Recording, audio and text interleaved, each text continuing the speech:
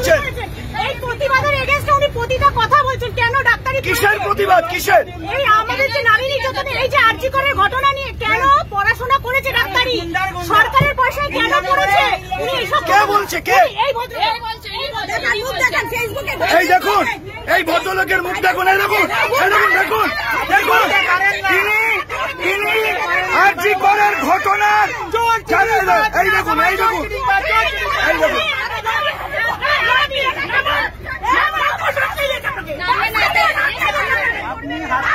দেখুন, এই ভদ্রলোক আরজি করের ঘটনাকে, ওই নারী নির্যাতনকে সমর্থন করছে, বলছেন যে এগুলো বাড়াবাড়ি হচ্ছে। উনি এই ঘটনাকে সমর্থন করছেন। যে মহিলারা, আমাদের যে ডাক্তাররা করোনা পরিস্থিতিতে প্রাণ বাজি রেখে আমাদের বাঁচিয়েছেন, সেই ডাক্তার আরজি করে ধর্ষিতা ধর্মতলা থেকে যে মহিলারা বাসে রয়েছেন তাদেরকে উত্তক্ত করতে করতে এসছেন।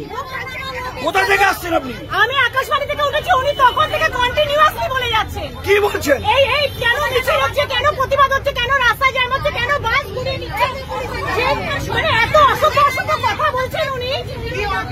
দেখুন, উনি বলছেন ওনার সুবিধা অসুবিধে, ওনার সুবিধা অসুবিধে।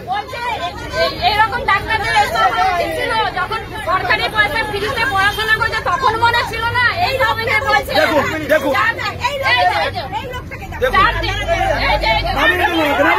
দেখুন, পুলিশ আসছে, নাবান ওনাকে, নাবান, একদম বাজে লোক।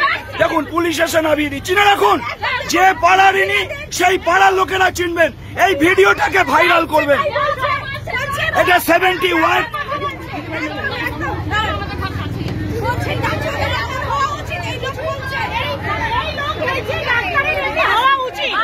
আমি শুনুন,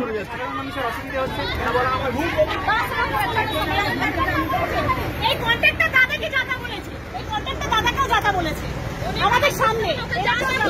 বলছে সরকারি পয়সায় করেছে, ডাক্তারের হওয়া উচিত। ধর্মতলা থেকে প্রতিটা মহিলাকে উত্তক্ত করতে করতে আসছে। এই দেখুন,